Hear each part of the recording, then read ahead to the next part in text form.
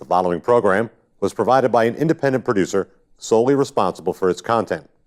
The opinions expressed do not necessarily represent the views of this station, its staff, board of directors, or underwriters. As a former New Hampshire state representative who marched with Dr. Martin Luther King in 1963, he currently serves on the New Hampshire Commission for Human Rights. He's a product of Birmingham, Alabama, where at one time he had to guess how many jelly beans were in a fruit jar just to be able to vote. We've come a long way, but we're not there yet. Together we will explore the visible laws, invisible laws, and the structures above and beneath our human surface that keep us reaching for the stars. It is his goal to work with you in putting Nashua back on top, to be voted the #1 city in the nation again. We are in a crisis situation, and that's what we're going to talk about. I'm Harvey Key. Welcome to Nashua Strong.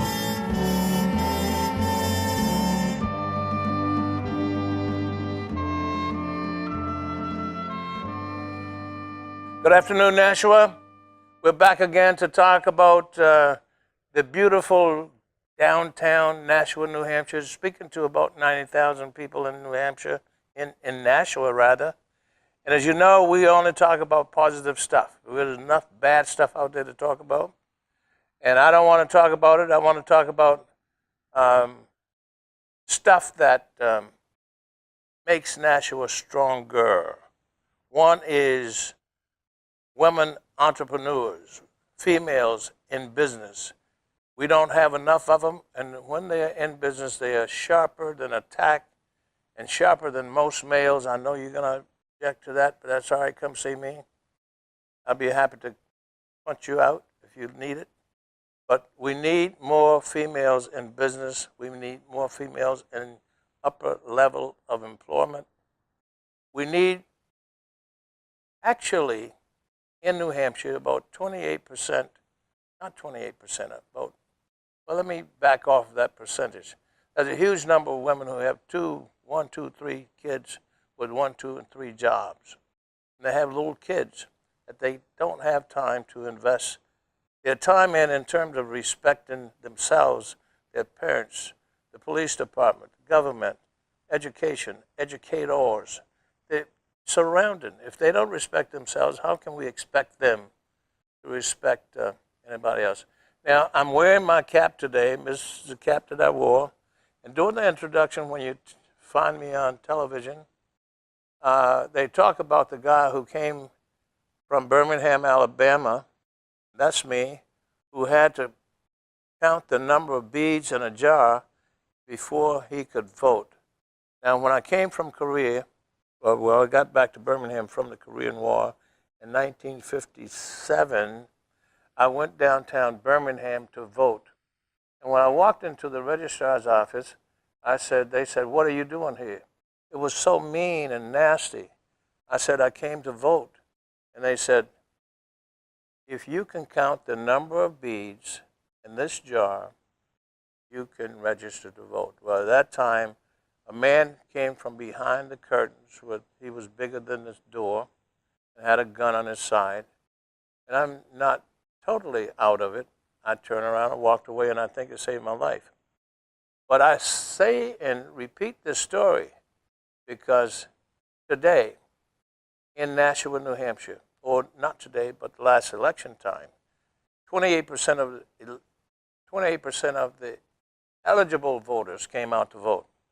Let me tell you why this is so important. I don't know what you do and how you study this, but voting implies economic and political competence. Voting gives you positions. Voting gives you jobs. If you look around in a city and county, there must be 30, 40, 50, 60 jobs that pays money. And they give it to those people who vote, or those people who know about it. And if you don't come out to vote, you don't know much about your government or the city that you live in. And I encourage you this next time around, which we're going to need very, very much, more than ever before, we are in a crisis, not only in the city of Nashua, but in this country. And we need people to come out and vote and try to change things as they see it. And this has nothing to do with any particular party. This has to do with citizenship. If you do that, I would be pleased. If you do that, I would be happy to help you find your way to the voting places. Anybody in this town who's eligible to vote, I encourage you to go out and vote, because that's dear to my heart. I couldn't vote in Birmingham, Alabama. Somehow I wound up in Nashua, New Hampshire. I became a state representative, and now I serve as a commissioner for the human rights. I've adopted this city because this city has been good to me, and I want to continue that. I want this city to be the city that can set an example for this country called America.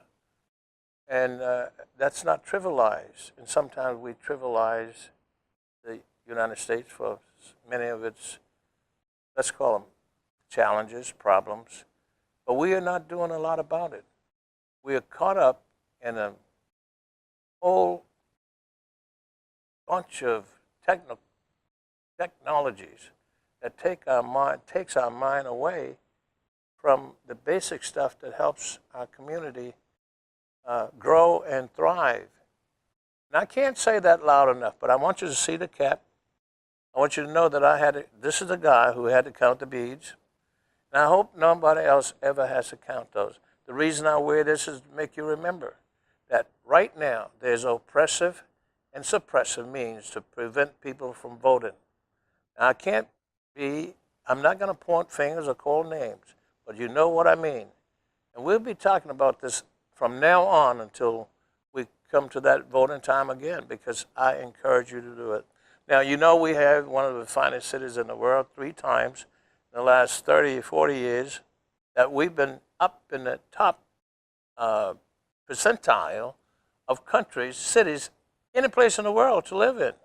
And 2 times we were number 1. This time, 2016, we're in the top 20. And we have a lovely mayor. We have some people who are doing a lot of things with opioids, trying to get rid of that. We have Bobby Bagley, and I said I wasn't going to call her name, but I think that's fair enough to call her name, because she was a professor at Rivier University, and now she's joined the city, and she's working on a PhD in public health.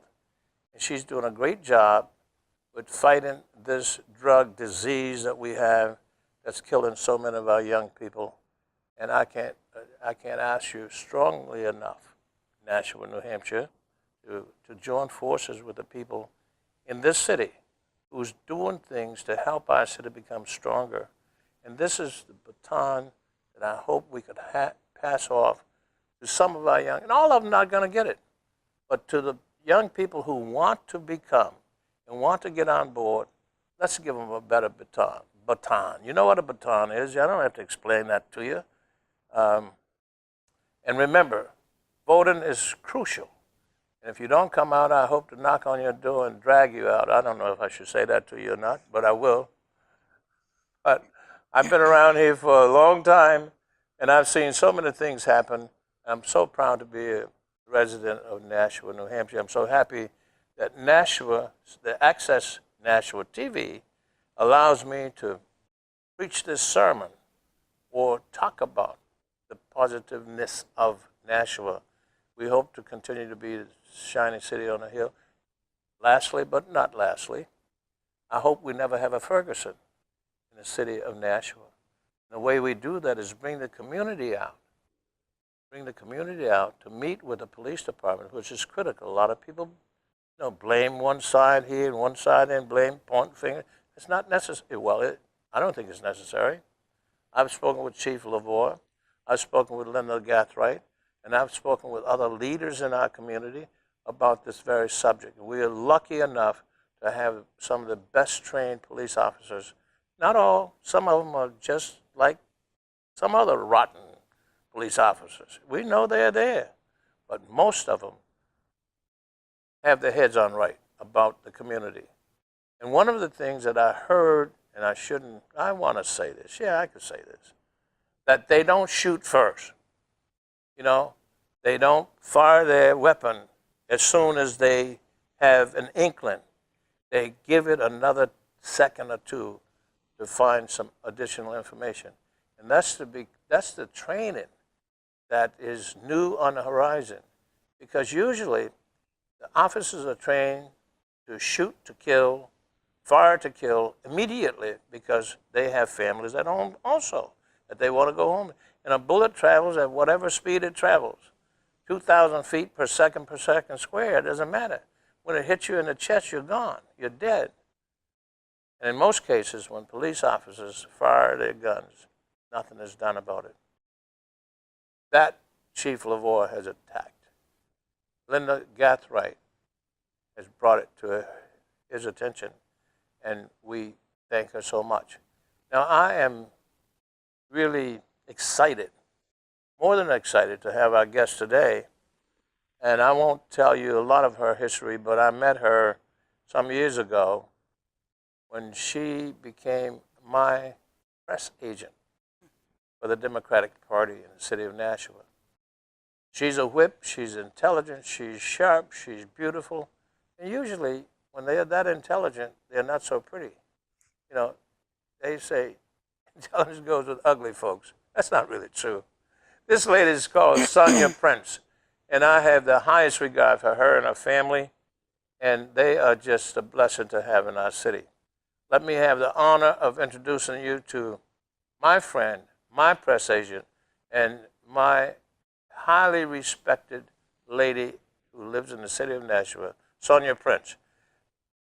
Sonia? Hello. Hello to the Nashua community. Thank you for coming, and thank you so much for taking the time out to speak with us. Thank you for having me, and thank you for serving. I know your history, so you've been through a lot. Yeah. And you've broken some barriers for a lot of people, and like you said, I hope a lot of people never have to repeat history. And because of your experiences and telling your story, hopefully the children of today will have a better future because of it. Great. Let me ask you a few questions. Mm-hmm. Now, we've been on a radio show, and of course, I know Sonia from. We won't talk about the number of years because it might age her, but she looks so pretty. I thought she was one of the movie stars coming here, but she's a mover and a shaker. And what I think she has is honesty and integrity and the ability and brightness and up-to-date, hands-on situation. And I want to ask her a couple of questions. One is, Sonia, how long have you been in this country? 24 years. Are you originally from Canada? I am. And you came to this country at what age? I was 22. 22. Mm-hmm. After college. And you look about 32 now? Yeah. Okay. But now you've been in school. You got 3 kids, 4 kids, 5? 3. 3 kids. One is adopted, right? Mm-hmm. And he's doing well. The kids are doing well in school. And you decided to take a job after staying home for a while to make sure your kids were nurtured by a mother and a father to keep them in a particular line of allegiance, if you call it that. And now you took a job. I know we want to talk about the job, but what is it that you do for our community called Nashua to help people do better than they were doing yesterday?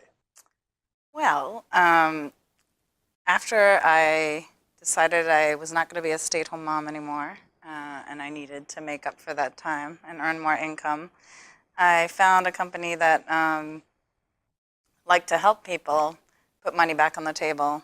So what I do in a nutshell is I coach families and business owners how to not overpay on a lot of areas they're already paying. So most people are overpaying in debt, taxes, insurances.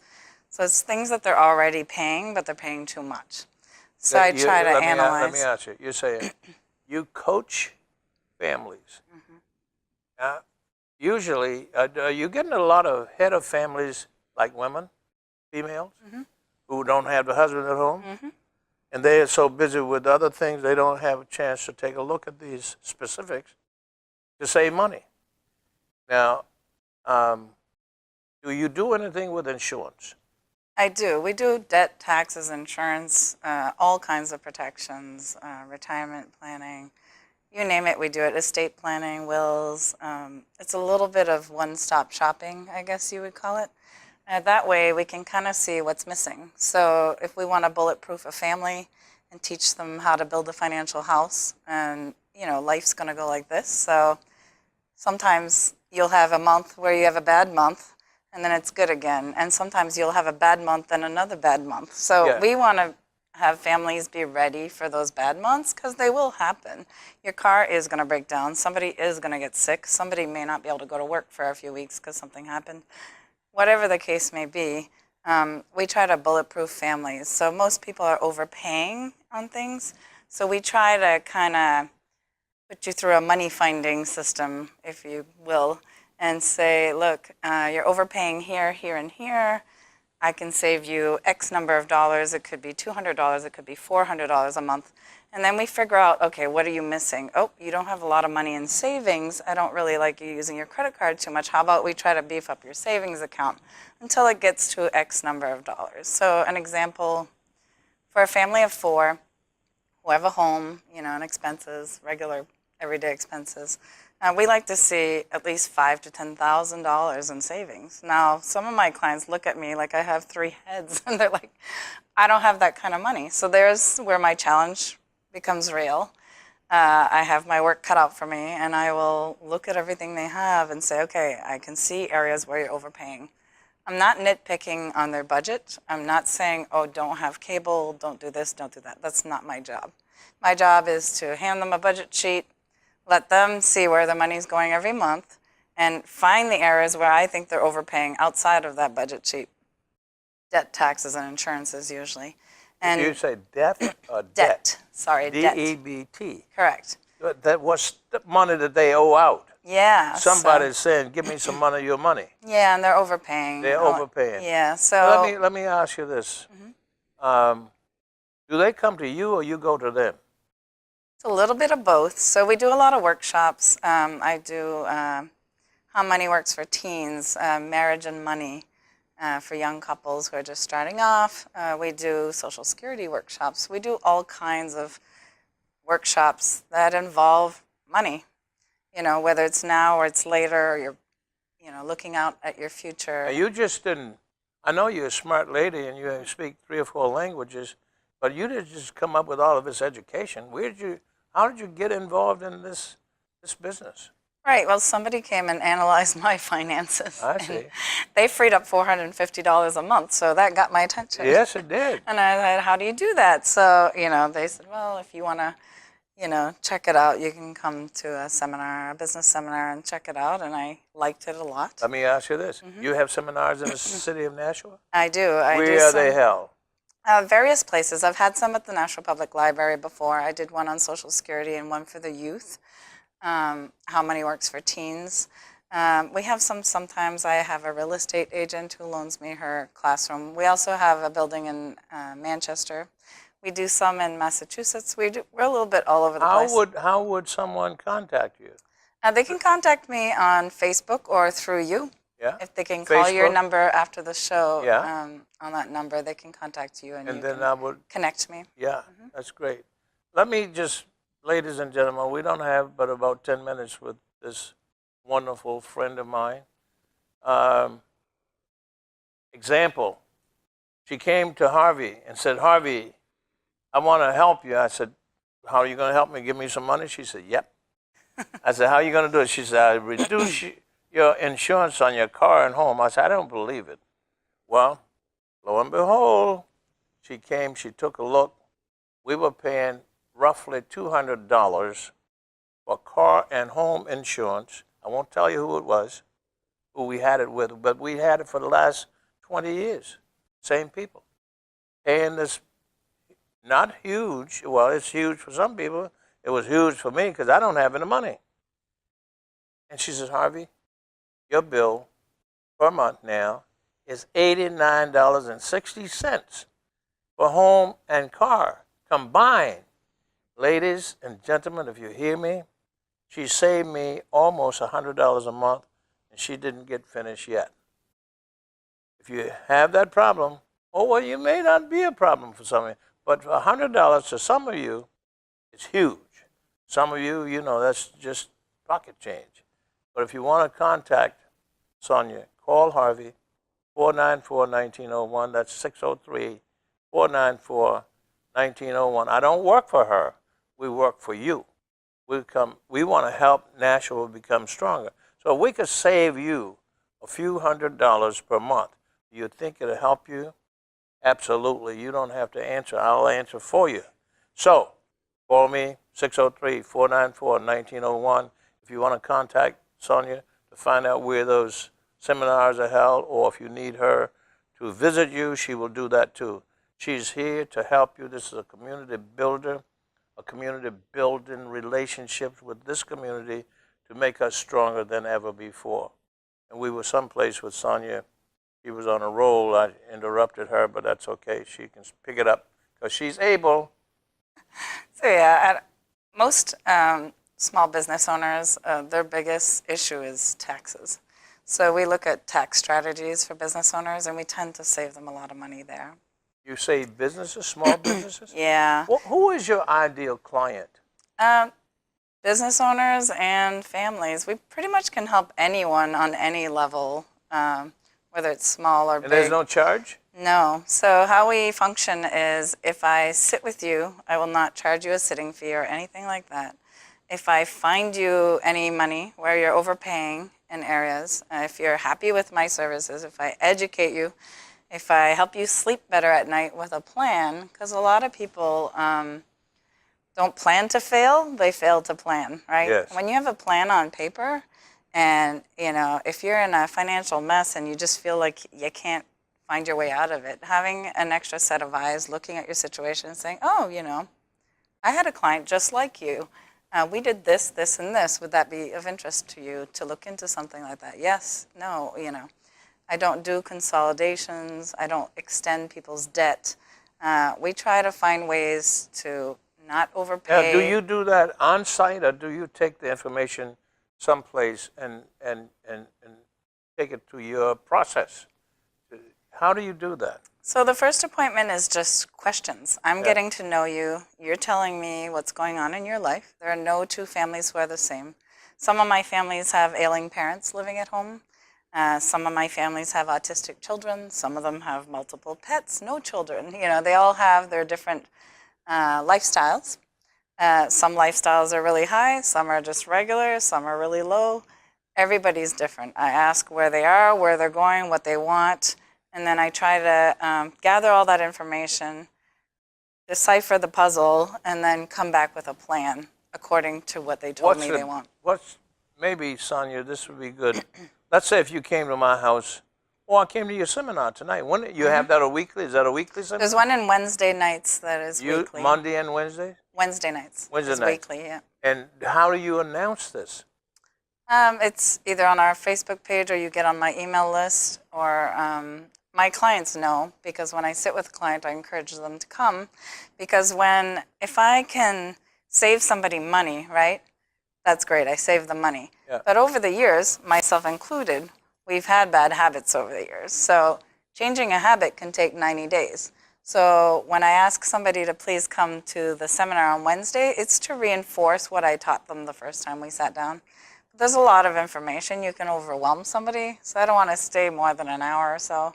So by coming to the seminar, it reinforces the goals that they told me they wanted to accomplish, and then it kind of keeps them on track. They learn about the general economy. They learn about why people are feeling paycheck to paycheck all the time. It's not necessarily their fault, right? Sometimes it's a job loss. Sometimes it's minimum wage hasn't budged. Sometimes they just can't find a better paying job. Sometimes... Can you find people jobs? Yeah, I can help. I mean, I know where there are places that pay better for entry-level jobs, so I try to guide them there. If I see that's the problem, where income is just not enough for what they're, you know, even if their lifestyle is low. And you absolutely don't receive any pay for this? I do eventually get pay if they need products where I can save them money. Who pays you? The companies that we pick. So it's You multiple. don't get paid from your clients? Nope, they pay the company and then the company pays us. So if I saved you money on your auto and home, Mr. Harvey, Yeah.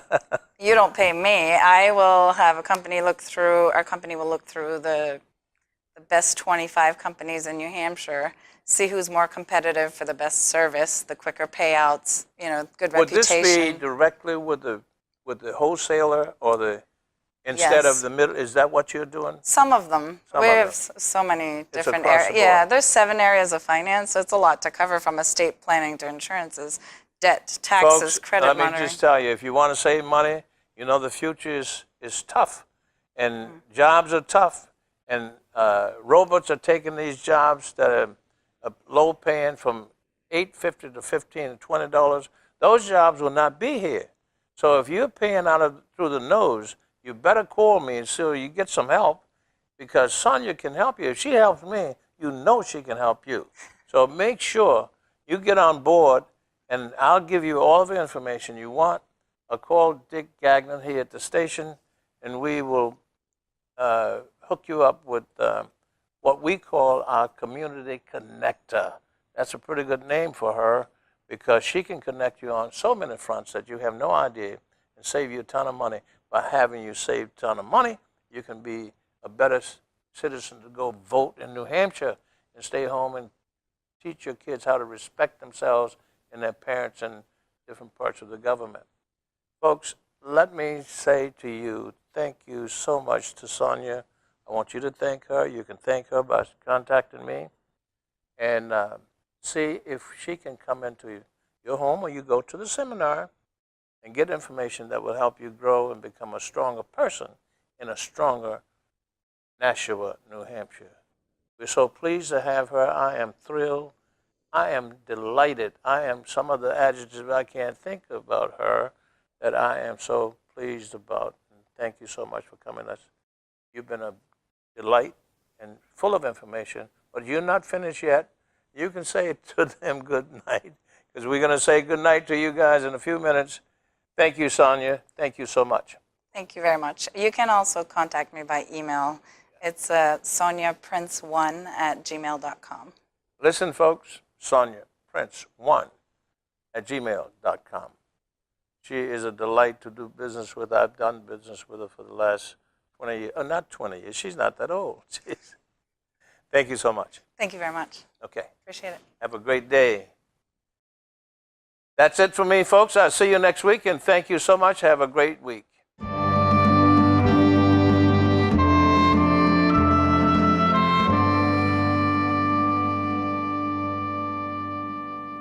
The preceding program was provided by an independent producer solely responsible for its content. The opinions expressed do not necessarily represent the views of this station, its staff, board of directors, or underwriters.